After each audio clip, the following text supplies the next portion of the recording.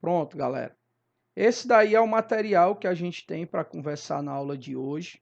Como eu dizia para vocês, ele é uma continuação, digamos assim, dos materiais anteriores que nós conversamos, mas a ideia dele é exatamente trazer, né, como que os meios de comunicação e a evolução dos sistemas de transporte puderam contribuir de forma direta para o modelo econômico que nós vivemos hoje, tá? Então nós vamos falar aqui sobre esse fluxos e redes, vamos falar sobre os fluxos de informação e vamos falar mais na frente sobre essa economia globalizada que nós temos nos dias atuais, tá? Sobre esse fluxo e redes, né? É importante a gente destacar que na atualidade nós temos um aumento bastante considerável, podemos dizer assim, né, dos fluxos de mercadoria, de informação, de capital e também de pessoas. É importante também que vocês sempre façam uma referência da ideia de fluxo com a ideia de circulação. Ou seja, quando eu falo sobre o fluxo de ar, eu estou falando sobre a circulação, sobre a movimentação, né? Tipo, hoje o fluxo de alunos na nossa escola ele é praticamente zero. Né? É um fluxo reduzido por conta de um evento que é a pandemia de Covid, mas que antes dela esse fluxo de alunos na escola era bem mais intenso. Então, quando a gente fala aqui de um aumento vertiginoso do fluxo, a gente está falando sobre essa maior circulação, essa maior movimentação entre diferentes regiões, envolvendo aí mercadorias, informação, capital e pessoas. É importante destacar que esse aumento ele está relacionado diretamente, né, aos sistemas de transporte e também de comunicação, que nos últimos anos têm se tornado mais eficientes, mais sofisticados, mais tecnológicos, né? Então, a partir do momento que essa tecnologia ela favorece melhorias no sistema de transporte e de comunicação, esse fluxo de mercadorias, de informação, etc., etc., ele também passa a ser mais intenso, né? Essa inovação tecnológica que a gente vinha conversando, ela acaba de certa forma que impulsionando, né, como eu já havia dito, uma melhoria nos sistemas de transporte, tá?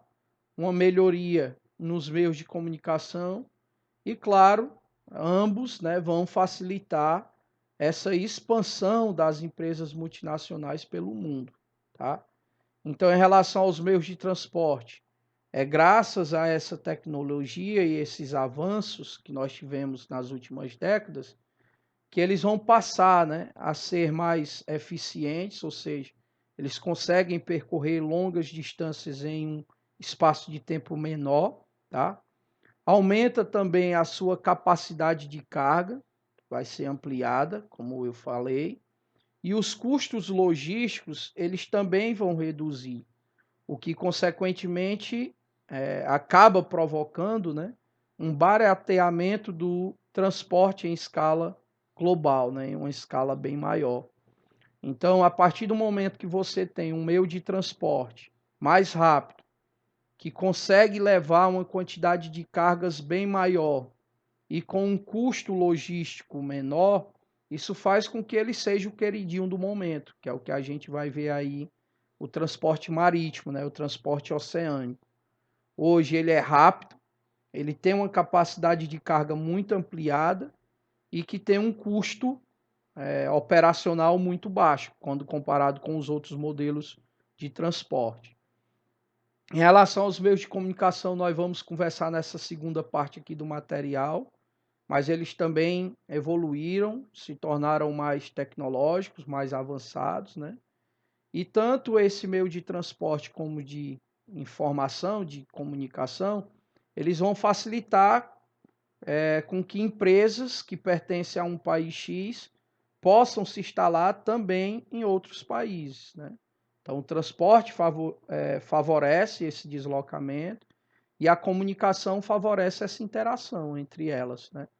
Então, são duas melhorias que acabam influenciando essa expansão das empresas multinacionais pelo mundo. E esses três pontos juntos, eles acabam que favorecendo o crescimento do comércio internacional de uma maneira muito intensa, né? Muito vertiginosa. Tá?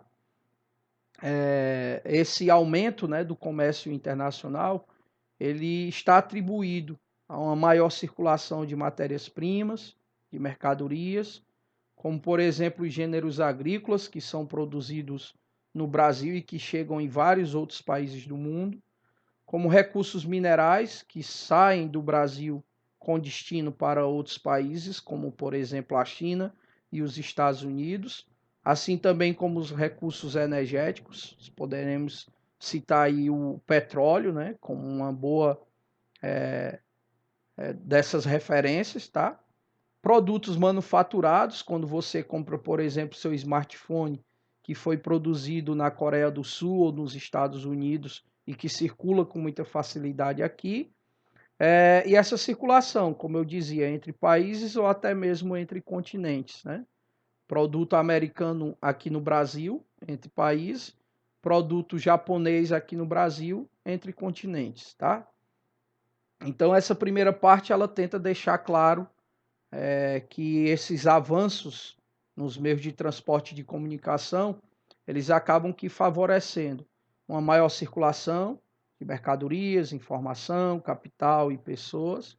Ele acaba favorecendo também a expansão das empresas multinacionais em diferentes regiões do globo, o que, consequentemente, também favorece um aumento bastante considerável do comércio internacional entre países e entre continentes. Tá?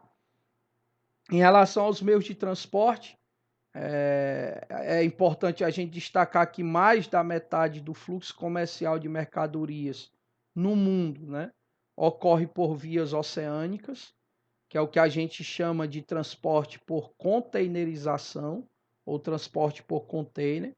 É hoje o meio de transporte mais usado, como vocês viram aí, mais de 60% das mercadorias ocorre por vias oceânicas, né? Esse uso é feito por grandes navios que são especializados no transporte das mais diversas tipos de cargas. Aí a gente tem os porta-container, que são exatamente esses que transportam esses containers com mercadorias. Os graneleiros, que são geralmente aqueles que transportam grãos, né? Outros casos também de minérios, né? E os petroleiros, que são aqueles que transportam petróleo, como o próprio nome já diz. Tá? Um outro modelo de transporte que vem crescendo bastante nas últimas décadas é o transporte aéreo, só que diferente do oceânico, ele tem um custo operacional um pouco mais elevado. Né? Então, ele é um meio de transporte bem mais caro do que o por navios. E geralmente esse sistema de transporte aéreo ele é utilizado para um tipo de trabalho mais específico, como por exemplo aquelas cargas que exigem maior rapidez, ou seja, eu tenho pressa em receber esse produto e também pontualidade, então ele precisa estar pontualmente naquele local em determinada hora, né? Produtos perecíveis, aqueles que têm prazo de validade, então não podem passar muito tempo viajando, e também as encomendas rápidas. Então, o que ele quer dizer aqui é basicamente isso. Hoje, os dois meios de transporte mais utilizados entre países e entre continentes são os por via oceânica, o transporte por containerização, que tem um custo mais barato, né, para transporte, e o aéreo. A questão do aéreo é que, apesar do seu crescimento nas últimas décadas, mas ele ainda é um modelo de transporte caro e que é utilizado para cargas mais específicas, como cargas de pontualidade, de rapidez, e que o produto precisa de uma maior segurança, né? Tanto que geralmente são por esses sistemas de transporte, no caso aéreo, que são enviados ouro, diamante, dinheiro, etc, etc. Por ser um meio de transporte também seguro, né? Aí eu peguei essa imagem aqui, que ao longo da semana aí talvez vocês ouviram falar bastante, né? Que foi o encalhamento aí de um grande navio de grande porte, né? O Overgiven, ou Wilvergin, uma coisa assim, que encalhou no canal de Suez, que fica no Egito. É um dos canais mais utilizados para o comércio mundiais, praticamente 15%, né, da circulação de mercadorias ocorre por ele, e é a principal via de acesso entre Ásia e Europa, né? Então ele encalhou mais de uma semana e esse fato acabou causando um congestionamento de mais de 200 navios, que afetou diretamente, principalmente setores energéticos e automobilísticos, né? Que era o tipo de produto que faria essa travessia. E isso gera, né, de acordo com alguns estudos, prejuízos que podem chegar à casa de mais de 10 bilhões de dólares, o que é muita coisa. Então isso comprova, né, como que esse meio de transporte hoje ele é bastante utilizado no mundo e como alguns problemas como esse encalhamento podem gerar uma série de outros problemas dentro da economia e do mercado mundial, tá? Aí aqui também eu coloquei duas outras imagens só para reforçar os navios, né, que transportam container com mercadorias e aqui os aviões cargueiros que levam também essas mercadorias para outras regiões do planeta, tá? Só para termos de visualização mesmo. O fluxo de informação, essa é mais simples porque vocês estão inseridos nesse processo, então acredito que conseguem visualizar com a maior clareza, né? Então a revolução tecnológica que nós vivemos hoje, ou nas últimas décadas, ela vem contribuindo para uma complexa rede de telecomunicação. Essa comunicação ela é feita principalmente por satélites artificiais, linhas de telefonia fixa e móvel e também cabos de fibra ótica, né, que é uma tecnologia hoje muito usada pela facilidade e a rapidez no qual os dados são transmitidos, né, quando utilizadas essa fibra ótica, que é o que hoje, por exemplo, muitos têm em suas casas para serviço de internet. A internet antes ela era feita por cabos mesmo, fiação, e aí as empresas passaram a investir em fibra ótica, porque você tem uma oscilação menor do sinal e esses dados conseguem circular com a maior rapidez pela fibra ótica, né? Então essa rede de telecomunicação mais complexa que vem se formando aí nas últimas décadas devido aos avanços tecnológicos, ela basicamente também, né, promove a circulação de um volume de informação muito grande em um tempo bem menor, né? Então, na atualidade, a gente tem uma grande quantidade de informações, mas que apesar de ser monstruosa, né, em termos de quantidade, ela consegue circular com muita rapidez, né? E sem levar em consideração também as distâncias. Então, você tem muita informação circulando de uma forma muito rápida, independente da distância. Que é como, por exemplo, o que aconteceu aí com o navio, né? Quando ele encalhou, a gente recebeu essas informações em casas, assim, praticamente em tempo real. É um exemplo bom, né, para a situação que nós estamos falando aqui. E a internet hoje ela se configura como uma grande, né, facilitadora dessa circulação. Então, ela tem grande eficiência na difusão de informações na atualidade e ela pode ser utilizada tanto por pessoas como por empresas, assim também como instituições governamentais, né? É importante lembrar que tanto essas redes de comunicações como as tecnologias que são utilizadas para transmitir essa informação, elas se encontram nos países mais ricos e desenvolvidos e que estão localizados principalmente no hemisfério norte. Então, o que ele quer dizer com isso? Que apesar da globalização, né, representar assim, um termo de todo, de abranger todo mundo, mas ela é um processo que atinge a menor parte da população mundial, né? Acredita-se que mais de 60% da população mundial não tem os benefícios positivos desse processo de globalização.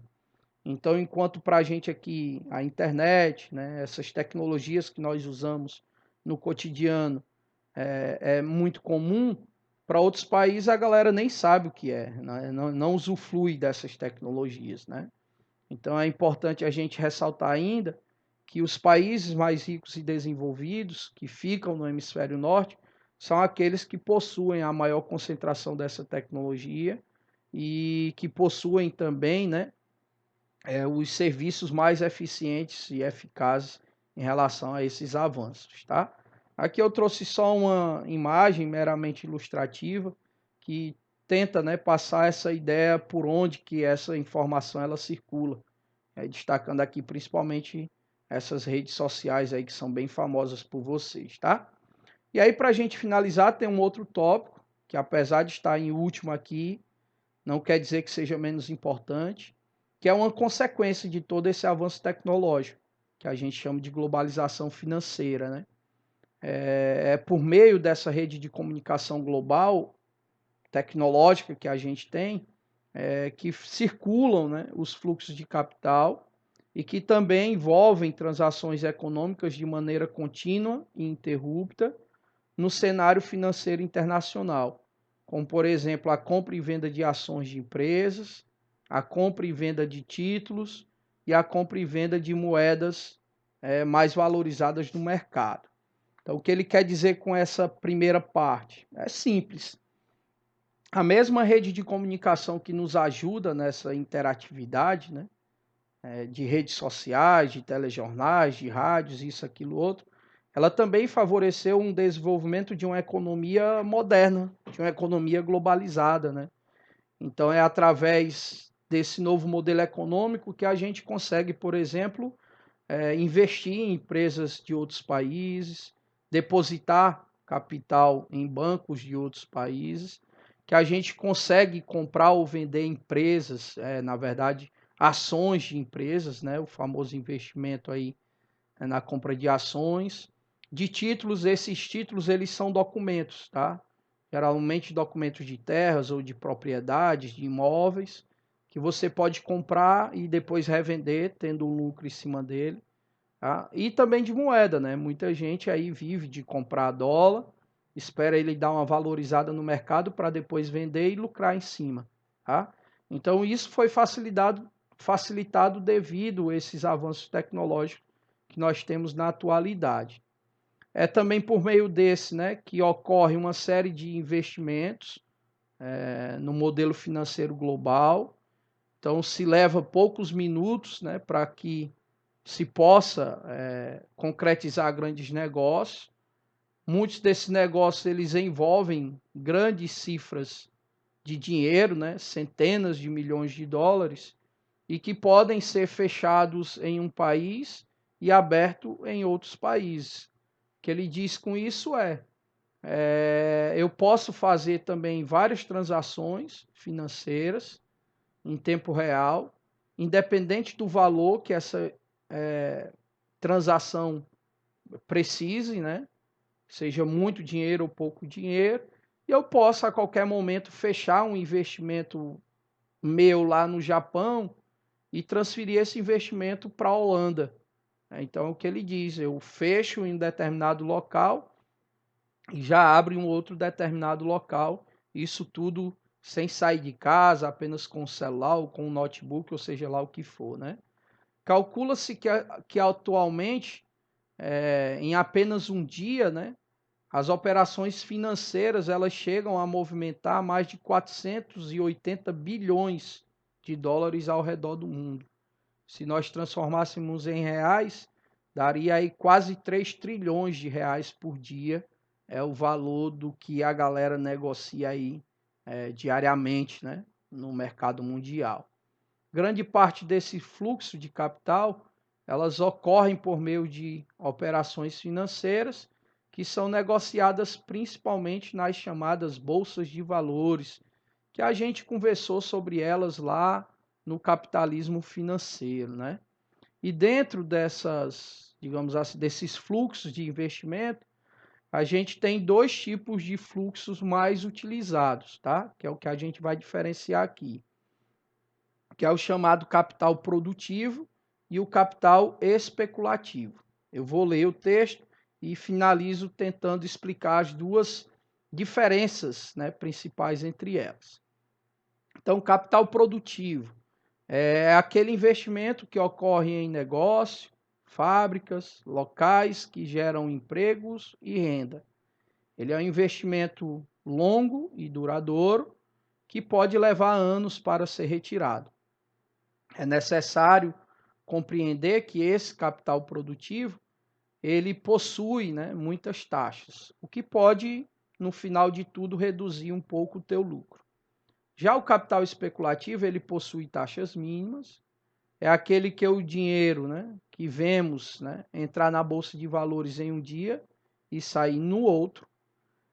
Como as taxas são baixas, os lucros normalmente são altos, e os benefícios para quem aplicou o mesmo, né? Tanto o lucro como benefícios são altos. Ele também pode ser chamado de smart money ou hot money, devido à grande movimentação que esse investimento representa. Então vamos lá. Capital produtivo, nós vamos falar aqui, por exemplo, da Petrobras. Capital especulativo, nós vamos falar aqui da Apple. Pronto, certo? Então o que é que a gente tem que entender, galera? É simples, ó. Quando a gente fala de capital produtivo, a primeira diferença que nós temos que perceber são os tipos de empresas que utilizam esse capital.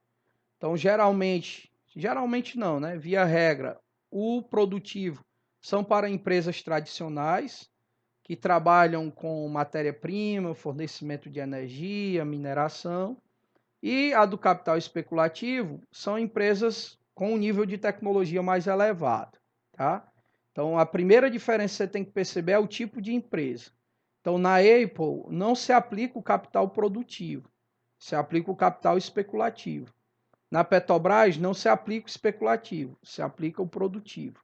Professor, na Volkswagen, na Fiat, também é produtivo, tá? São empresas que trabalham com produção, podemos dizer assim, ok? A outra diferença é o tempo.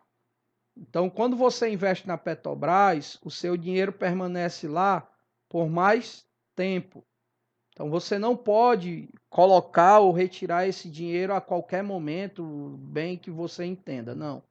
Você tem que deixar ele lá 1, 2, 3, 4 anos e só pode movimentá-lo depois desse prazo. Já na Apple, por exemplo, no especulativo, se tem menos tempo. Então, você pode colocar, demorar lá apenas 1 minuto e já retirar para colocar em outra empresa. Então, geralmente, esse tipo de investimento, ele acompanha a variação da bolsa. Então, o cara começa aqui, vou começar na Apple, aí ela começou a subir. Então, para mim não ter o risco de perder esse dinheiro que eu ganhei, eu já retiro dela e coloco em outra empresa que também está subindo. Então, você pode fazer isso constantemente. Outra diferença é em relação ao lucro. Geralmente aqui você tem um lucro menor, né, porque o seu dinheiro fica lá parado. Porém, o risco de você ter uma perca aqui também é menor, certo? Então, ele é feito em empresas tradicionais, onde o seu investimento fica lá por muito tempo. O lucro é menor, mas o risco também é menor. Já nesse especulativo, o tempo é mínimo, né? Você pode fazer isso a cada minuto. O lucro pode ser maior, vai depender do seu acompanhamento, tá? Agora o risco também já é um pouco maior, porque você pode, como a gente chama lá, né? Crescer os olhos, achar que vai faturar, e aí em questão de 30 segundos as ações despencam e você já perdeu todo o teu investimento, entende? Então essas são as diferenças que você tem que perceber entre capital produtivo e capital especulativo.